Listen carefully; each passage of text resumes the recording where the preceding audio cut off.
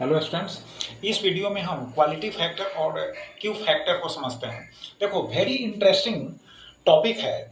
Current amplitude, sharpness, resonant frequency, सभी को एक साथ समझेंगे। तो देखो, रिजोनेंट फ्रीक्वेंसी के साथ करंट एम्पलीट्यूड है ना का जो रिलेशन है यहाँ दिखाया गया है, और इस रिलेशन में करंट एम्पलीट्यूड का वैल्यू मैक्सिमम प्राप्त हो रहा है करस्पॉन्डिंग है ना ओमेगा आर। क्लियर। अब देखो, ओमेगा आर जो फ्रीक्वेंसी है यह रिजोनेंट एंगुलर फ्रीक्वेंसी है।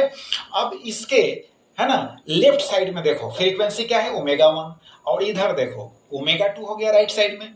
ठीक है, तो लेफ्ट साइड में हो गया ओमेगा 1, राइट साइड में हो गया ओमेगा 2। ओमेगा 2 कहां से कहां तक, तो 0 से यहां तक। ओमेगा 1 कहां से कहां तक, तो 0 से यहां तक।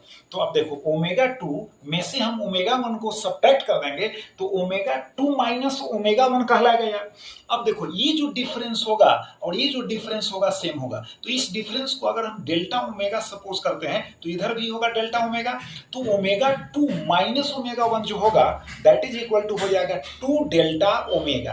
तो देखो, क्वालिटी फैक्टर जो है एक्चुअली क्या डिसाइड करता है, क्या मेजर करता है, तो सीरीज एलसीआर सर्किट में रिजोनेंट के कंडीशन में करंट एम्पलीट्यूड है ना का जो वैल्यू होता है उसके शार्पनेस को मेजर करता है। क्लियर हो गया, यानी क्वालिटी फैक्टर करंट एम्पलीट्यूड के शार्पनेस को मेजर करता है।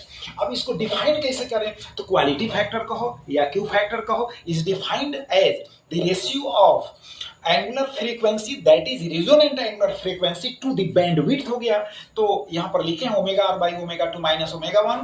ठीक है, उसी को लिखे ओमेगा आर बाई हो गया 2 डेल्टा ओमेगा। अब देखो, ओमेगा 2 माइनस ओमेगा 1 जो है उसका वैल्यू होता है आर अपॉन होता है एल। अब Q factor is equal to क्या हो जाएगा, तो यहां पर ओमेगा आर का भी वैल्यू रखेंगे और यहां आपको ओमेगा 2 माइनस ओमेगा 1 का, तो यहां एट लास्ट हमको मिलेगा 1 by R into root over L by C. Clear. अब एक बात और समझ लो कि जितना ही बैंडविड्थ है का वैल्यू छोटा होगा है ना, क्वालिटी फैक्टर अच्छा माना जाएगा, बेटर माना जाएगा। अब कैसे, तो इसका एग्जांपल रेडियो में आप समझ सकते हो। जैसे ट्यून करते हो तो पार्टिकुलर फ्रीक्वेंसी को सिस्टम रिसीव करता है, समझ गए, पार्टिकुलर फ्रीक्वेंसी को सिलेक्ट करता है, एक्सेप्ट करता है, और उसके इधर उधर वाले फ्रीक्वेंसी को एक्सेप्ट नहीं करता है। क्लियर हो गया। अब बैंडविड्थ जितना ही छोटा होगा तो नॉइज कम मिलेगा, यानी सिलेक्शन किसी एक फ्रीक्वेंसी को करेगा, यानी वह फ्रीक्वेंसी होगा ओमेगा आर और एफ आर होगा। क्लियर हो गया कि नहीं,